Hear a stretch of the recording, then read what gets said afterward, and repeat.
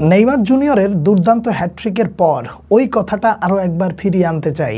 একজন অসুস্থ নেইমার বা অর্ধেক সুস্থ নেইমার যা করতে পারে সেটা অনেক সুস্থ প্লেয়ারের পক্ষেও করা সম্ভব হয় না। গোল 3টার পর প্রতিবার এমন একটা চিৎকার করেছি, কণ্ঠের অবস্থা শুনে নিশ্চয়ই বুঝতে পারছেন যে কি অবস্থা হইতে পারে। নেইমার জুনিয়র হয়তো জানে না যে বিশ্ব মানচিত্রে বাংলাদেশ নামক একটা দেশ আছে, যেই দেশে এমনও কিছু মানুষ আছে যারা শুধুমাত্র নেইমারের খেলা দেখবে বলে রাতভর ঘুমায়নি। আমি এই ভিডিওতে যখন কথা বলছি, এই ভিডিওটা আপনি যখন দেখছেন, এমন অনেক মানুষ আছে, এমন নেইমার প্রেমিক আছে, আমি লিখে দিতে পারি যে তারা সারা রাত জেগেছিল নেইমারকে দেখার জন্য, নেইমার কি করে সেটুকু দেখার জন্য। আপনি ওই মানুষগুলোকে যারা নেইমারের খেলা দেখেছে তাদেরকে যদি প্রশ্ন করেন যে আপনারা কি নেইমার গোল করবে এটা দেখার জন্য বসেছিলেন? না, তারা এটা না। নেইমার সুস্থ আছে, নেইমার খেলছে, নেইমার যে মানে সে মাঠে আছে, ঠিক আছে, খেলছে, এইটুকু দেখার জন্য যারা অপেক্ষা করে, সেই মানুষগুলো যখন নেইমারের এই ধরনের পারফরমেন্স দেখে ফেলে তখন তাদের কাছে আর কি পাওয়ার থাকে?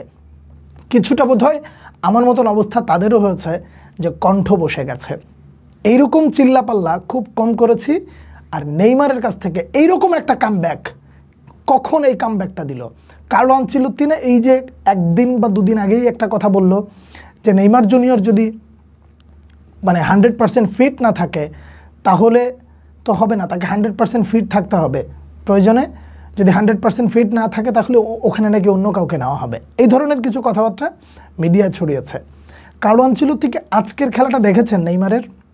একটু শুরুর দিক থেকে বলি। নেইমার ফার্স্ট হাফে যে সুন্দর সুন্দর কিছু পাস দিচ্ছিল, এই পাসগুলোকে যদি ঠিকঠাক মতন যদি রাফিনহাকে দেওয়া হয়, এই পাসগুলো যদি এস্তেভাওকে দেওয়া হয়, তাহলে সে কী করতে পারে জাস্ট আপনি একটু চোখ বন্ধ করে চিন্তা করে দেখেন।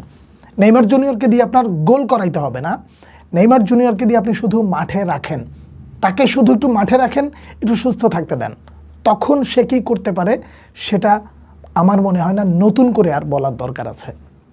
যারা রাত জেগে খেলা দেখে মানে রাত জেগেছিলেন নেইমারের খেলা দেখার জন্য, আমি সব কিছু ক্লোজ করে ঘুমোতে যাব, হঠাৎ করে রিয়াল মাদ্রিদের খেলা শেষ হয়েছে, তারপরে হচ্ছে ভিডিওটা আপলোড করে দিয়ে শুইতে যাব, হঠাৎ করে একজন বলছে ভাই এখনও ঘুমায়নি, নেইমারের খেলা আছে, একবারে দেখে তারপরে ঘুমাবো।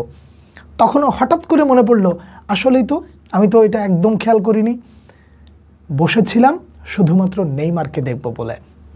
অবশেষে নেইমার জুনিয়র রাত জাগা সার্থক করলেন, নিজে কিভাবে কামব্যাক করা যায় সেটা আবার নতুন করে মোটামুটি ভালো করে জানান দিলেন যে অর্ধেক সুস্থ নেইমার এইটা করতে পারে।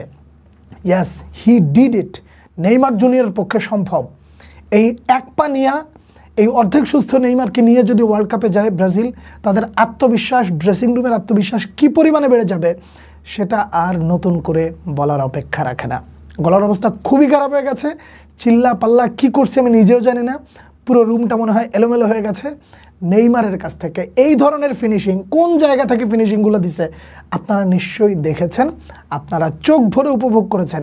এই নেইমারকে উপভোগ করার জন্য আপনারা সবাই প্রস্তুতি নিতে পারেন, একই সাথে আশীর্বাদ তার জন্য রাখতে পারেন, ফরিয়াদ করতে পারেন, দোয়া করতে পারেন যে মানুষটা যেন ভালো থাকে, এই মানুষটার একটু ভালো রাখতে দেন, থাকতে দেন, তারপরে কি করা যায় সেটা সে খুব ভালো করে জানে। তার গোল করতে হবে না, সে মাঠে দাঁড়ায় থাকুক, টুকটাক টুকটাক করে খেলে যাক, যেই পাসগুলো দিব ওই পাসগুলো থেকে অনেক প্লেয়াররা আছে ব্রাজিলে যারা মোটামুটি স্কোর করতে পারে। আর নেইমার যদি একটু সুযোগ পায় তখন সে কী করতে পারে, আজকের ম্যাচটা দেখে বোধহয় আপনারা অনেকেই উত্তর পেয়ে গেছেন, যাদের কাছে সন্দেহ ছিল তারাও বোধহয় উত্তরটা পেয়ে গেছেন। নেইমারের এই ধরনের দুর্দান্ত হ্যাটট্রিকের পর আপনার অনুভূতিটা কি একটু জানাবেন। আর গলার অবস্থা কবে ঠিক হয়, কখন ঠিক হয় জানি না, বাকি এতক্ষণ শুনেছেন কষ্ট করে, এজন্য ধন্যবাদ। নেইমারের খেলা কেমন দেখলেন, কেমন উপভোগ করলেন জানাবেন। পরবর্তী ভিডিওতে আবার দেখা হচ্ছে, সে পর্যন্ত অনেক অনেক ভালো থাকবেন। আল্লাহ হাফেজ।